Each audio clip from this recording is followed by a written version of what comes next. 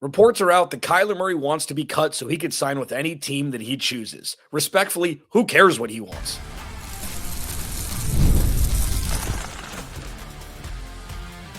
You are Locked On Cardinals, your daily Arizona Cardinals podcast. Part of the Locked On Podcast Network, your team every day. Alex Clancy here. Thanks for making Locked On Cardinals your first listen, part of the Locked On Podcast Network, now the #1 sports podcast platform. Jam show today. Do you extend Garrett Williams or Paris Johnson Jr. this offseason? What about neither? Does Mike LaFleur and Nathaniel Hackett need to look into scheming Michael Wilson as wide receiver 1 moving forward until proven otherwise? I know it's early, but let's give a far too early look at the wide receiver room. With the combine in full swing, Cardinals are starting to interview the top guys who are going to be there at 3. And, there are little interviews and stuff that come out. David Bailey and other guys like, I had a great interview with the Cardinals. I take all of this. I respect all the reporters out there reporting all the information. I take all of this with zero salts. It's just like, okay, this is just pomp and circumstance. This is way too early. We'll see what happens. But there are other conversations that need to be had. And this one, I wasn't expecting to have to do this, but I guess we got to do this.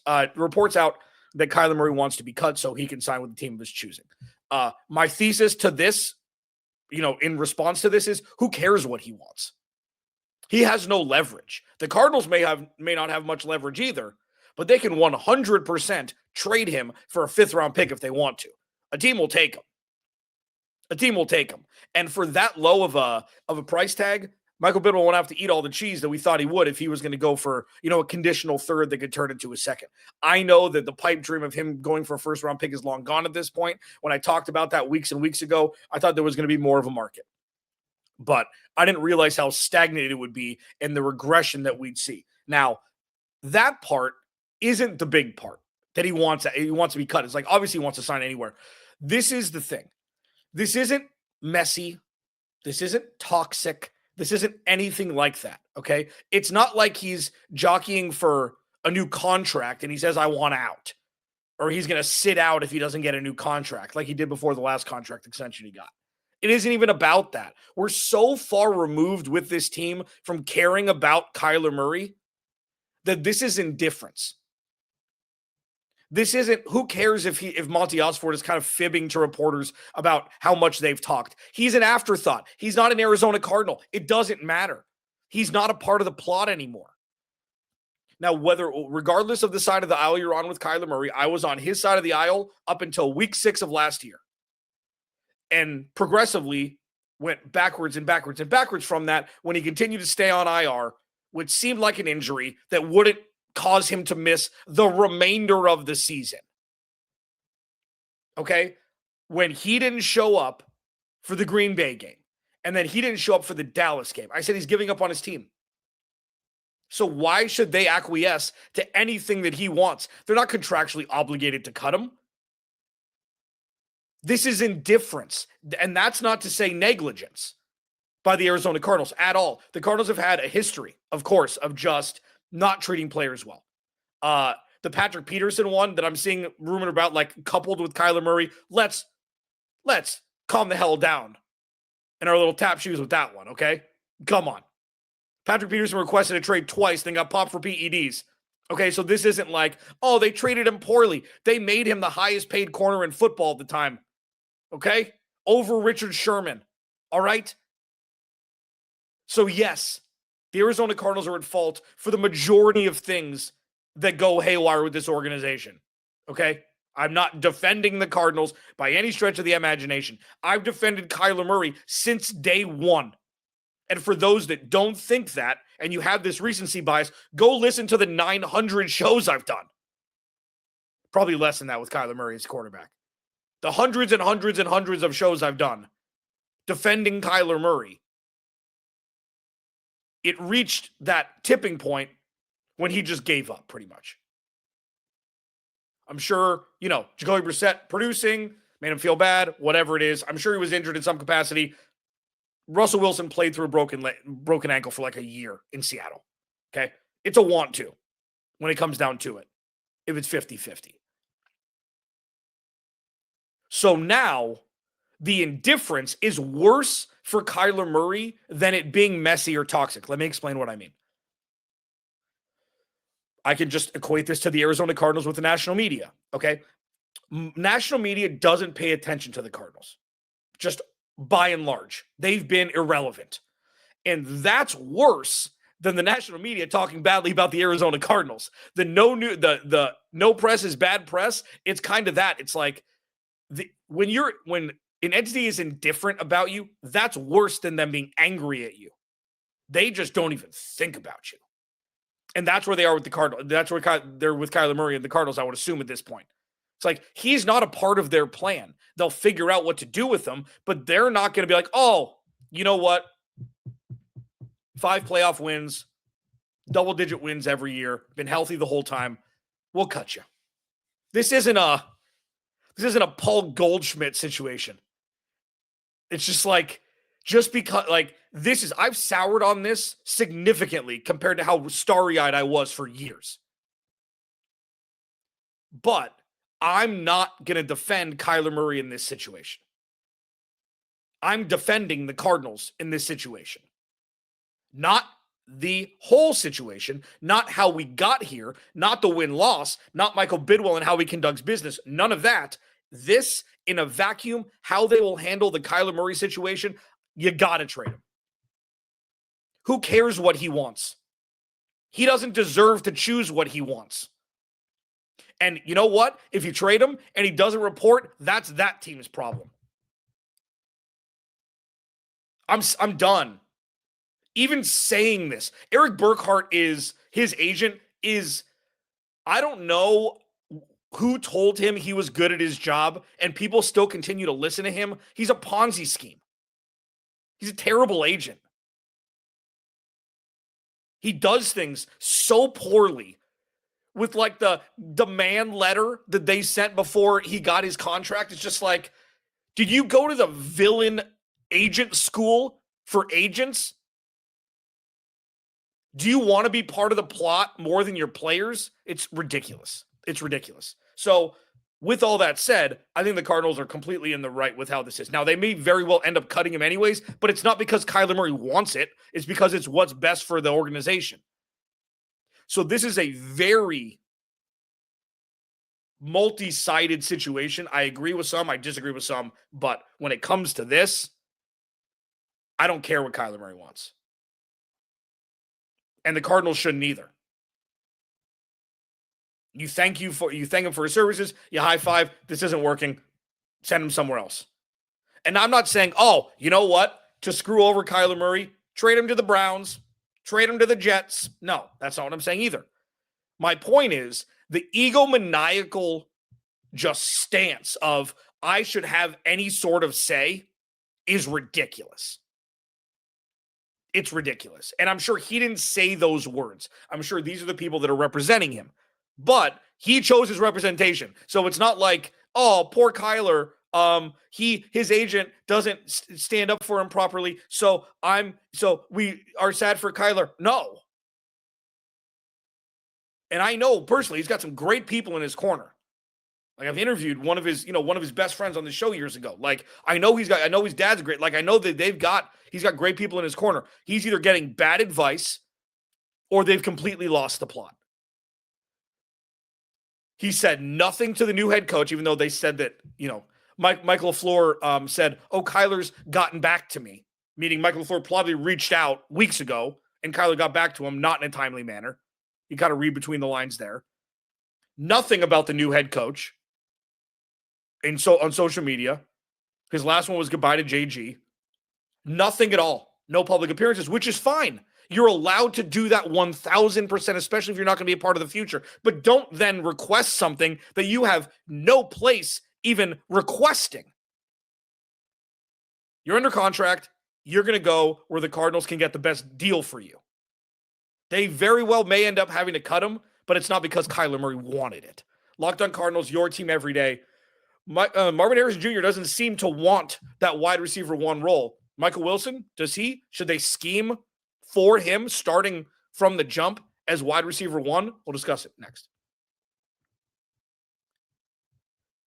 This episode of Locked On Cardinals is brought to you by Indeed. Workplace chaos, deadlines stacking up, inbox overflowing, and the one position you have to fill sitting open. When the pressure's on and you need the right hire, this is a job for sponsored jobs. Indeed Sponsored Jobs helps you reach the people who actually fit what you're looking for, skills, experience, location. So you're not just hoping this right candidate stumbles across your post. And here's a stat that says it all. In the minute I've been talking to you, companies like yours made 27 hires on Indeed, according to Indeed data worldwide. So if you're hiring, spend less time searching and more time interviewing candidates who check all your boxes with Indeed Sponsored Jobs. Spend less time searching and more time actually interviewing candidates who check all your boxes. Less stress, less time, more results. Listeners of this show will get a $75 sponsored job credit to help get your job the premium status it deserves at Indeed.com/podcast. Just go to Indeed.com/podcast right now to support our show by saying you heard about Indeed on this podcast. Indeed.com/podcast. Terms and conditions apply.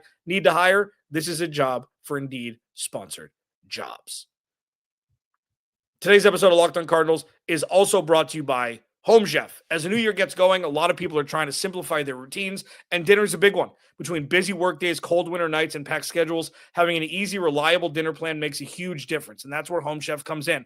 Home Chef takes the stress out of cooking by delivering fresh, pre-portioned ingredients right to your door with easy-to-follow recipes that actually taste great. They're rated #1 by users of other meal kits for quality, convenience, value, taste, and recipe ease. And it's easy to see why. They've got a couple different options: 30-minute recipes, oven-ready trays, or quick lunches. Everything arrives pre-portioned, so there's less prep, less mess, and no wasted food. And you save time and money. Home Chef customers save an average of $86 per month on groceries. So for a limited time, Home Chef is offering my listeners 50% off your first box, free shipping, and free dessert for life. Just go to homechef.com/lockedon. That's homechef.com/lockedon for 50% off your first box, free shipping, and free dessert for life. Reminder, you must be an active subscriber to receive the free dessert.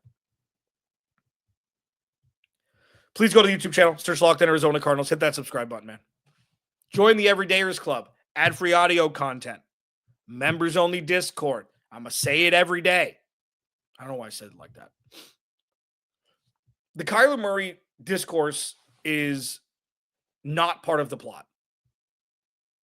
I think the best part about where we are now is that as we talk about this team and as, we just, formulate thoughts and topics and everything, is we've had months of no Kyler Murray to prep us for this. So it's not like, they went 7-10 and Kyler played the whole year and they have to decide. There's no decision. He's not part of the plot anymore. He's not part of the future. And that's not a knock on him. And I did a show about this, earlier this week. Did K1 get a fair shot? The Cardinals failed him. He failed the Cardinals. Even. Everybody loses. So, yes, he's significantly better than Jacoby Brissett and whoever else they bring in this year. Also, he's got a ceiling that the Cardinals definitely can't deal with, or he's got a floor that the Cardinals can't deal with moving forward. Plus, it'd be a hard sell for Trey McBride, Marvin Harrison Jr., and Michael Wilson. With that said, Trey McBride is going to be quarterback, independent. That's not right. Right? Not quarterback dependent, quarterback independent. That's not right. He's going to be good no matter what. Michael Wilson, breaking out year last year. I said yesterday during the second show in the afternoon that they should extend him 3-year, 36, give him $10 million a year. I think that's great wide receiver 2 money. And if he turns into wide receiver 1, pennies on the dollar. So the question is, and I know this is early, and I know the roster's not built out yet, but I have a hard time believing the Cardinals are going to draft a wide receiver in the top 2 rounds. So do you just look at Michael Wilson as the wide receiver 1 until proven otherwise? Now, this isn't hypothetical. This isn't rhetorical. I don't know that answer, but let's work through this together. So what we did see last year was when Marv and Michael Wilson were on the field at the same time, neither produced. When Marvin Harrison Jr. wasn't on the field, Michael Wilson produced more by himself than Marv and Michael Wilson produced together. Week after week after week after week after week. And then Marv comes back, everything dips. And then Marv goes out, Michael Wilson, all the way to the top again. A lot of it, say 25% of it, 30% of it was garbage time. Well, that's a lot. Sure. Okay. I'm not talking about the numbers specifically. I'm talking about him looking like a wide receiver one. You think Garrett Wilson and other guys who are on bad teams don't produce in garbage time? And then you look at them like, man, dude, look at Justin Jefferson this year. They were garbage time the majority of the season. So what? It's part of the game. It's not like, oh, every 1,000-yard receiver, every game was a one-score game, and, they're catching 10 balls for, 90 yards and a touchdown every day. Like, every snap is it meaningful. So, those numbers matter. It's like, it's part of the game. Garbage time happens. Maybe not as frequently as what we saw last year with the 40 burgers the Cardinals defense was giving up. But it's part of it's just, you can't splice through numbers and say some are real and some are not. So I will say, and I think in the back of a lot of your minds, it's like, well, Drew Petzing's offense wasn't very good. It couldn't accommodate a tight end and two wide receivers. That may be true. The run game obviously put everything out of balance, everything out of whack. What I'm looking at is an open wide receiver one competition. Like, I know they'll line up at different parts of the field. Who cares? Wes Welker was the number one receiver for the Patriots, and he lined up in the slot the majority of the time. Julian Edelman, like, it doesn't matter where people line up. I'm not saying Michael Wilson only lines up in the slot, but it doesn't matter. Like, your wide receiver one doesn't have to be the X. What I've seen, just like I said yesterday, what I've seen from Michael Wilson the last, 10 weeks of last year far outweighs and supersedes the first 2 years and 5 or 6 games in importance. And I believe it more. This isn't recency bias. I believe that Michael Wilson can be closer to that than what we saw the first 2 years. I feel like he was criminally underused. Okay.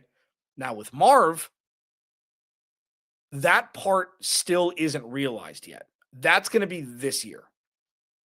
He had, 900 yards and 8 touchdowns his rookie year. Like, it was the worst. It was the best version of a bad rookie year, his rookie year. And last year he was hurt and, he made a couple, splash catches. He's still catching touchdowns. It's like he can't get in the end zone. But, the juke off the line, I think it was against the Cowboys. I'm not sure if it was Trevon Diggs where he went, fake inside, fake outside, and slant, and he was wide open on Monday Night Football. Like, he's got it in there. But who do you trust right now on a 3rd and 8? On a gotta-have-it play? It's Michael Wilson. Even though Marv has caught multiple 4th down balls, it's like, dude, it's only recency bias if it's just like week 17 to week 18 and he pops off for 180 yards each game and 12 catches and the Cardinals season is over. Like, he did it for the entirety of the second half of last year when everybody knew he was getting the ball. So do you scheme for him right out the gate as wide receiver one? I think that's a little aggressive, but it's definitely an open quarterback competition in the wide receiver room. If there's one thing you know about a Sean McVay and Matt LaFleur offense. Kyle Shanahan's a little bit different because it's super run heavy. And the Rams offense is run heavy too, but they run like 95 plays a game, it feels like. Everybody gets the ball so much. Running, passing, it doesn't matter. You hope that that's, the fruits that we're going to get here with Mike LaFleur. The one thing that you know about Sean McVay and Matt LaFleur, if there's one guy that continues to get open, he's going to get the lion's share of the targets unapologetically. Devontae Adams, and I'm not comparing Devontae Adams or Puka Nacua to anybody on the Arizona Cardinals roster, but that's what they did. Devontae Adams didn't know how to catch a football for the first 3 years of his career with Jordy Nelson. And then, eureka. And he became one of the most sure-handed wide receivers in football. Like, go back and watch. Like, he was stone hands for the first couple of years when Jordy Nelson was running roughshod. And then with Matt LaFleur, he was always open. The quote that I always use was, Devontae Adams had more red zone receptions than DeAndre Hopkins had targets in 2021, I believe. They know how to scheme guys open. Sean McVay, unapologetically, Cooper Kupp, unapologetically, Puka Nacua, unapologetically, Devontae Adams when Puka Nacua is out. So there's going to be enough food to eat for those who get open. And if Michael Wilson gets open more than Marv, he's going to be getting that wide receiver one love. Locked On Cardinals, your team every day. Who's going to get the money love this offseason? Would you pick Garrett Williams or Paris Johnson Jr. or neither? We'll discuss it next.